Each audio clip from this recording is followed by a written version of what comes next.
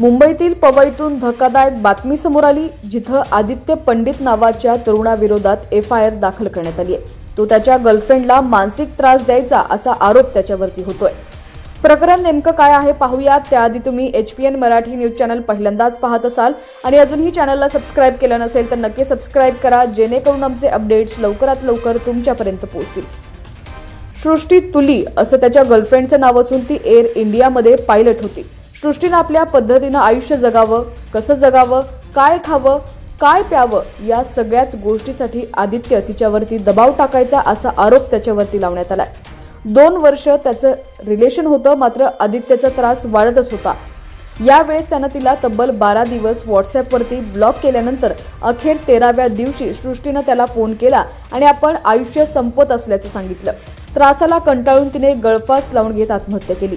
मिळालेल्या माहितीनुसार आदित्य पंडित आणि सृष्टी दोघं रिलेशनमध्ये होते। आदित्य सतत सृष्टीला टॉर्चर करायचा, अगदी छोट्या छोट्या गोष्टींवरून त्यांच्यात वाद व्हायचे। एकदा तर हद्दच झाली। शॉपिंगला जाण्यावरून त्यांच्यात वाद झाला आणि त्यातच त्याच्या कारचा अपघात झाला। मात्र त्यावेळी आदित्य तिला भर रस्त्यात सोडून निघून गेला। आपल्या मैत्रिणीच्या मदतीने सृष्टी कशीबशी घरी पोहोचली।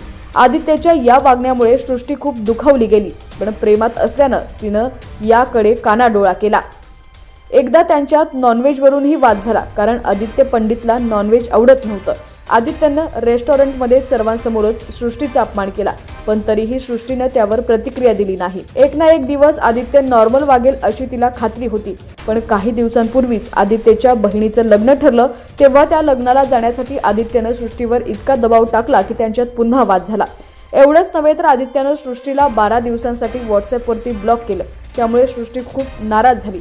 अखेर 25 नोव्हेंबरच्या रात्री तिनं आदित्यला फोन केला आणि आपण आपलं आयुष्य संपवत असल्याचं त्याला सांगितलं। तिचं बोलणं ऐकून आदित्य खूप घाबरला। धावत पळत तो तिच्या फ्लॅटवरती पोहोचला। त्यानं कसं बसत चावीवाल्याला बोलवत दार उघडून घेतलं आणि समोरचं दृश्य पाहून त्याच्या पायाखालची जमीनच सरकली। आतमध्ये गेल्यावर त्याला सृष्टीचा मृतदेह पंख्याला लटकलेला आढळला। आत्महत्येसाठी तिनं डेटा केबलचा वापर केला होता।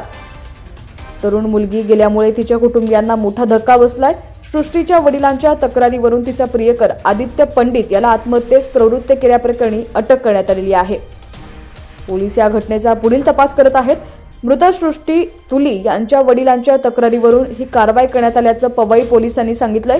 सृष्टीचा मृतदेह पोलिसांनी ताब्यात घेतला असून तो पोस्टमार्टमसाठी पाठवण्यात आलाय।